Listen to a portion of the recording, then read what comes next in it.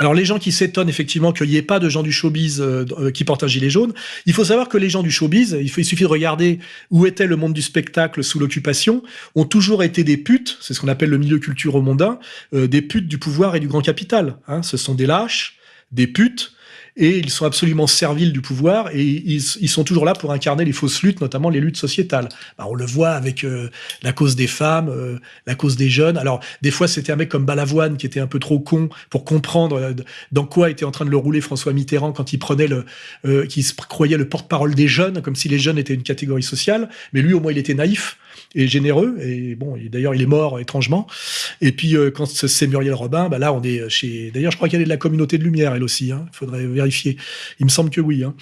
Là, on est vraiment sur la saloperie du showbiz, de tout ce showbiz. Rappelez-vous qui a tourné le dos à Dieudonné, quand Dieudonné a commencé à avoir une vraie culture et une vraie conscience politique. Je crois d'ailleurs l'y avoir un peu aidé.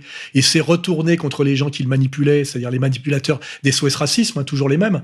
C'était le bon nègre de la gauche culturelle et sociétale et soi-disant antifasciste. Et on voit bien quand Dieudonné s'est émancipé de cette tutelle, comment il a été traité par ces gens-là. Et c'est pas pour rien si aujourd'hui Dieudonné est le seul à soutenir les gilets jaunes dans les gens du spectacle, puisqu'il continue à être du monde du spectacle par son talent et sa pratique. Donc oui, savoir que les gens du spectacle ne sont jamais les alliés du peuple dans les périodes de crise, ce sont d'éternels collabos. Quand ils cessent de l'être, il leur arrive ce qui arrive à Molière quand il est banni par Versailles et par le roi. C'est-à-dire que quand le culturel fait réellement son travail critique d'artiste au sens moderne du terme, s'il le fait sérieusement, il finit par avoir des ennuis avec le pouvoir.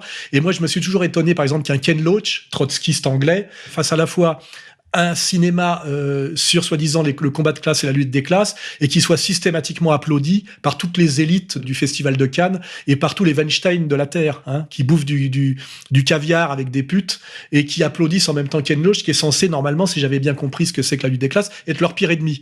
Donc ne soyez pas naïfs sur ce que c'est que le showbiz, et soyez encore plus critiques avec le showbiz de gauche qu'avec le showbiz de droite. Au moins, le showbiz de droite, il est honnête. Il sait où est le pouvoir, il sait quel est son rôle, il sait quel est son absence de courage et la petitesse de son talent. Mais je crois que les pires salopards à montrer du doigt, et les gilets jaunes permettent aussi cette épreuve de vérité. C'est vraiment un très bon moment de vérité, les gilets jaunes.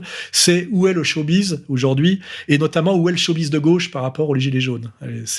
Je dirais qu'en ce moment, grâce aux gilets jaunes, je jouis énormément.